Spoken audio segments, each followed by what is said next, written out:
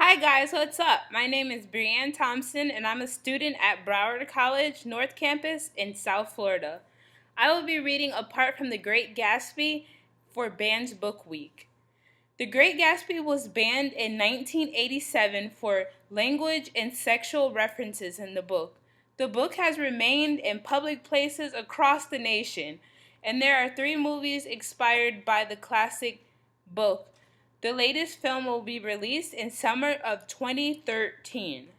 Now, I will be reading a part from chapter 8. I couldn't sleep all night.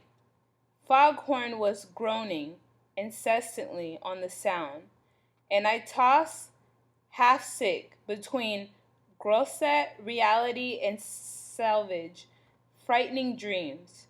Towards dawn, I heard a taxi go up Gatsby's driveway, and immediately I jumped out of bed and began to dress. I felt that something to tell him, something to warn him about, and morning would be too late.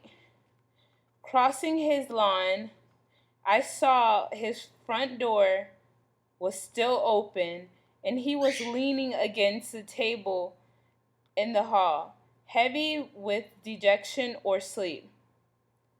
Nothing happened, he said wanly. I waited about an hour o'clock.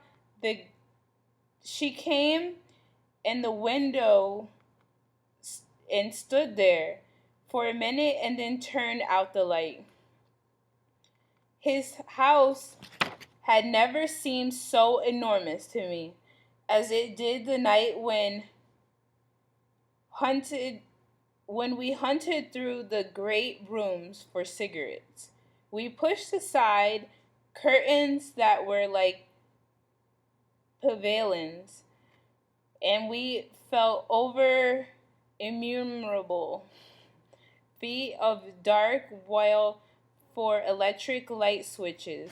Once I tumbled with a sort of splash upon a ghostly piano.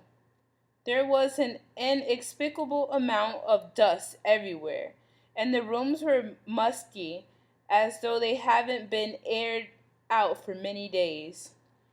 I found the number I found the humidimeter on an unfamiliar table with 2 stale, dry cigarettes inside.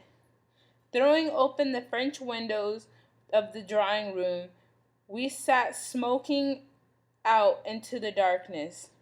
You ought to go away, I said. It's pretty certain that they'll trace your car.